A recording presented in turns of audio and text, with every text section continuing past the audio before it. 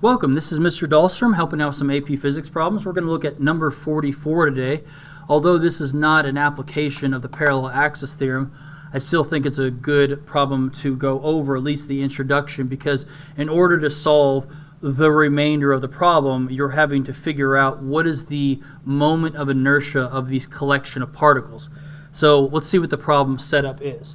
In the setup, this is not a thin rod. This is basically just stating that we have particles of different mass that are different distances away from the axis of rotation.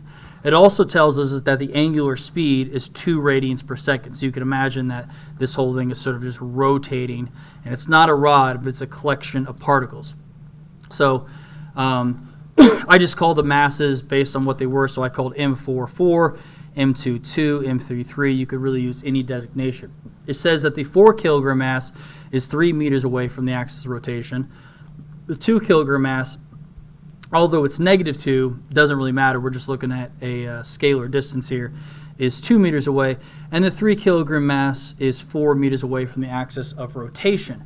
One other way to figure out the moment of inertia of a system of particles is really to sum the masses times their distances away, mass times r squared away from their center or their axis of rotation.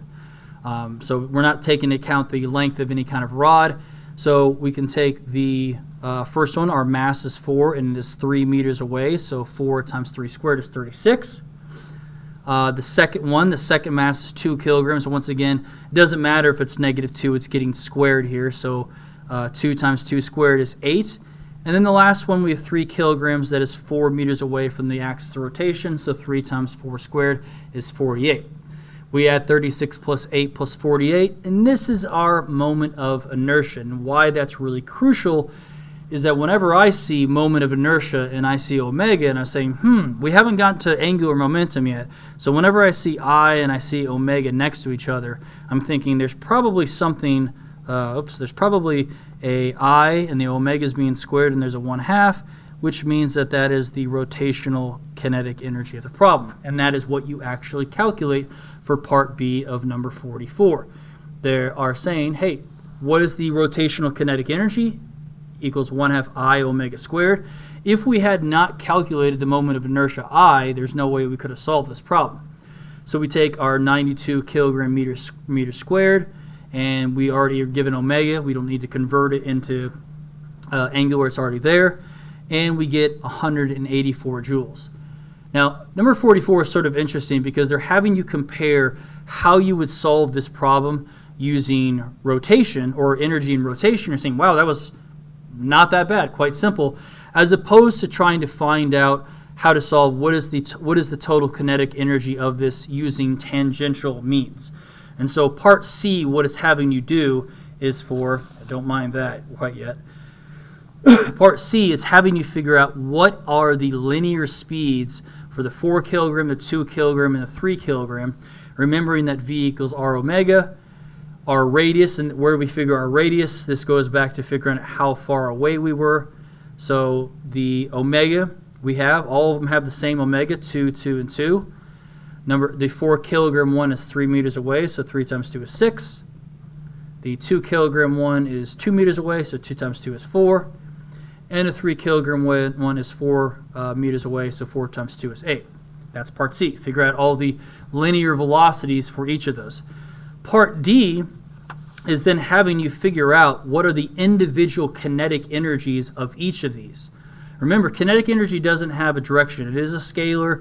Remember, because it doesn't matter, even if these velocities were negative or positive, when you ultimately square them here, we get a scalar quantity.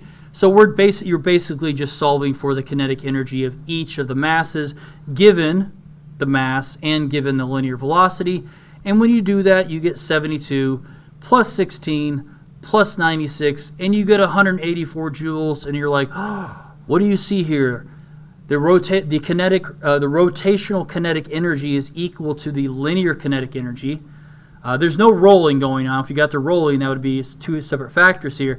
But it shows a branch between how we might have done this in the past, where it's much, much longer, versus even if you're just given the moment of inertia, let's say that the problem just says, hey, here's the moment of inertia. What's the kinetic energy? If you were given, or you can solve for that omega, it's much easier to solve for it that way. And I think that's what you might see later when you get to rolling problems, where you don't have to figure out what it is in terms of linear if you have a path to finding it in terms of rotational. So just a reminder of how you did this for system of particles. So these are for systems of particles. You take the mr squared of each individual particle, mass times the distance away from the axis of rotation. So that goes ahead and wraps that up, and I'll just kind of leave this up here for a moment of number 44. And we'll move on to another problem that deals with another application of the parallel axis theorem. So thank you very much. Consider subscribing. It always helps. Leave a comment, whatever. And I'll see you on the next video. Thanks.